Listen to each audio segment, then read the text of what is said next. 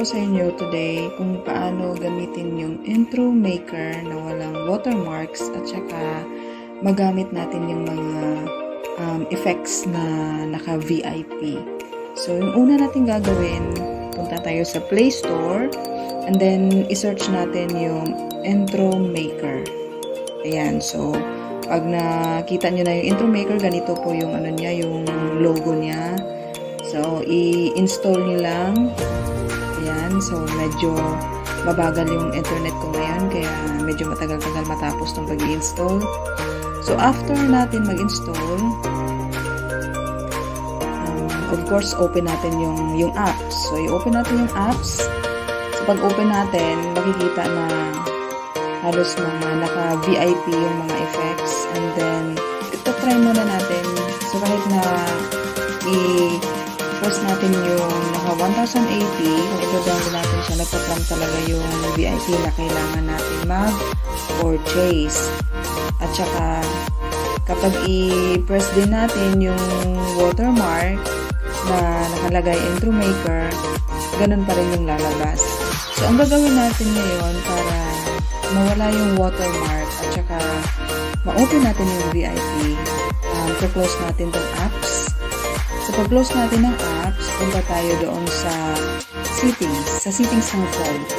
So, punta natin doon sa settings, hanapin natin yung apps o yung mga, kung saan nakalagay yung mga applications nyo. Hanapin nyo yung intro maker.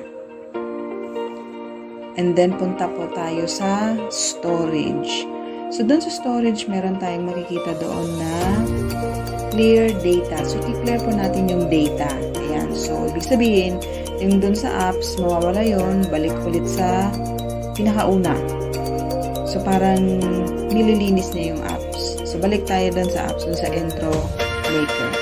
So, open lang natin, allow, tapos kung ano yung mga ano natin dyan, hanggang sa mag-start na talaga siya.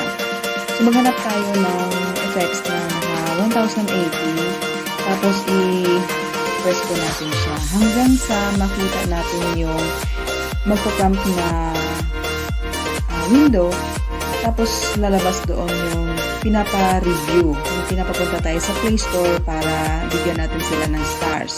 Pupunta tayo doon sa Play Store, bibigyan natin sila ng stars or mag-ano tayo doon ng review. So, ayun, ayan yung review ko. And then, after that, so done, balik tayo doon sa intro maker na apps. So, ayan, kita nyo, wala na yung kanina na nakita natin na VIP. So, ngayon, wala ng VIP, wala ng watermark. So, ganyan lang po kadali, guys.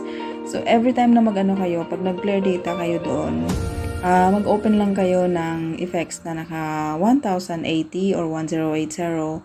Tapos, pag nag-prompt sa inyo na pinapa-review, yes, go kayo doon.